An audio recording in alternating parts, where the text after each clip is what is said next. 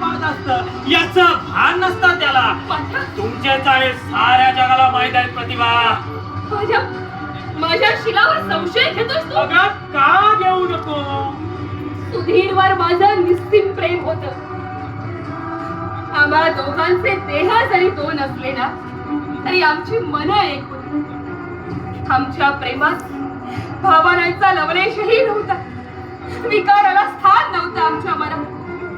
अरे सुधीरवर माझं प्रेम होतं ते उदात्त, विकारी नव्हे. अगं असं म्हणून तू जगाच्या तुला धूळ पेक्षी या कृष्णकांताच्या नव्हे, या जगातील साऱ्या चाली चढाई माहीत आहेत मला.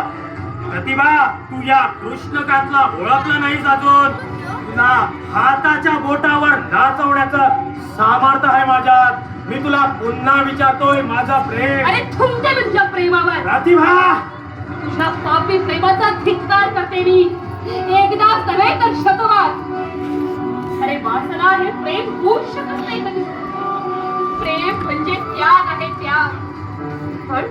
पण तुझ्या मनात बसत असलेला प्रेम नसून आग आहे, आग.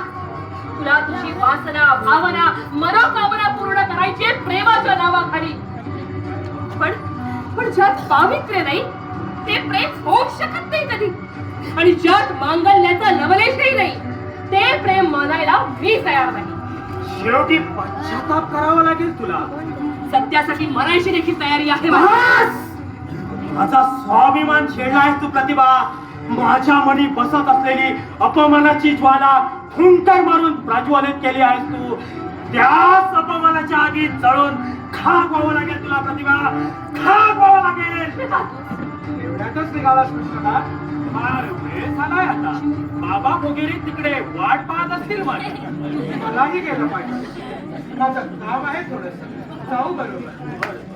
बाळाला जेवायला वाढ. तोपर्यंत आलोच. चाल कृष्णका. बरं मित्रा.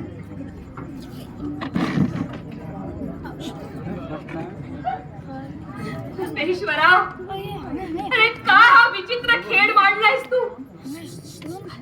काय करू मी आता? यांच्या कानापर्यंत या गोष्टी गेल्या तर काय वाटेल त्यांना? कोणता अनर्थ ओढवेल, कोणत्या आपदाला तोंड द्यावं लागेल हेच कळत नाहीये मला. स्वप्न दिसलं खरं, पण ते स्वप्नच ठरायची वेळ आली आता. सुख दिसूनही काही फायदा नाही. ते स्वप्नच ठरायची वेळ आली आता. बाळ, ओ बाळासाहेब, बाळ. आलो. अरे कोण मधन? नाही, मदनाचं भूत. अजून पूर्वीचा स्वभाव बदलला रे तुझा. अरे माणसाने नेहमी साधा सीधा राहावं. आणि काय रे, येणे अवघड एखादा पत्र तरी पाठवायचं होतं. अरे पत्र पाठवायला वेळ तरी कुठे होता मला. अचानक लीव सँक्शन झाली तेव्हा म्हटलं निघायचा ताबडतोब. असं होय. मगाशी प्रताप भैया भेटले. त्यांनी सांगितलं तू आल्याचं. बाकी काही म्हण, पूर्वीचा राहिला नाही तू. असं कसं होय? अरे पूर्वीचा काय मी. पूर्वीचा बाळासाहेब कसा वेगळा होता. आता दिसतोय तो प्रौढ, गंभीर, दिलदार वृत्तीचा बाळासाहेब कुठं दिसत नाही तुझ्या. मदन, अरे परिस्थितीनुसार माणसाच्या स्वभावात बदल होतो. आम्ही लष्करी लोक म्हणजे कडक शिस्तीचे. शिस्त राहिली कॅम्पात, इथं नव्हे. हे घर आहे याची जाणीव आहे ना तुला? बरं बुवा. आणि काय रे सुधीर, तुझी ती वाईची रे. काही कळत नाही तिचं. पुष्कळ पत्रे पाठवली पण माझ्या एकाही पत्राचं उत्तर देखील दिलं नाही. जवळजवळ 1 वर्ष झालंय घटनेला. तुझी वाट पाहून पाहिला असेल दुसरा कोणी. नाही बदल, तसं होणार नाही. ती तसं करणार नाही याची खात्री आहे मला. माझ्यावर मनोमन प्रेम आहे तिचं. ती जरी देहानं माझ्यापासून दूर असली तरी मनानं एक आहोत आम्ही. अंतःकरण देखील एक आहे आमचं.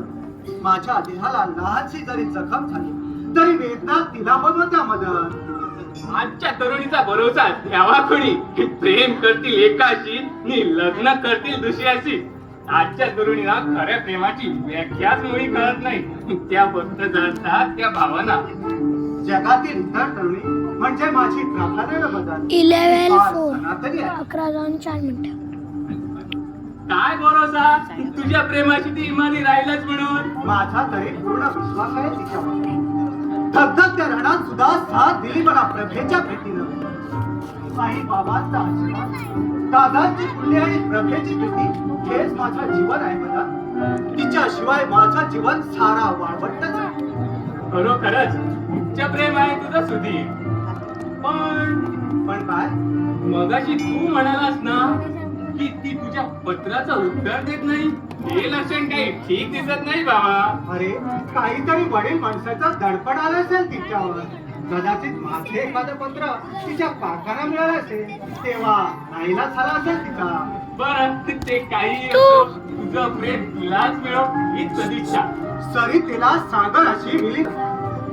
तिचा ओघ तेवढा प्रबळ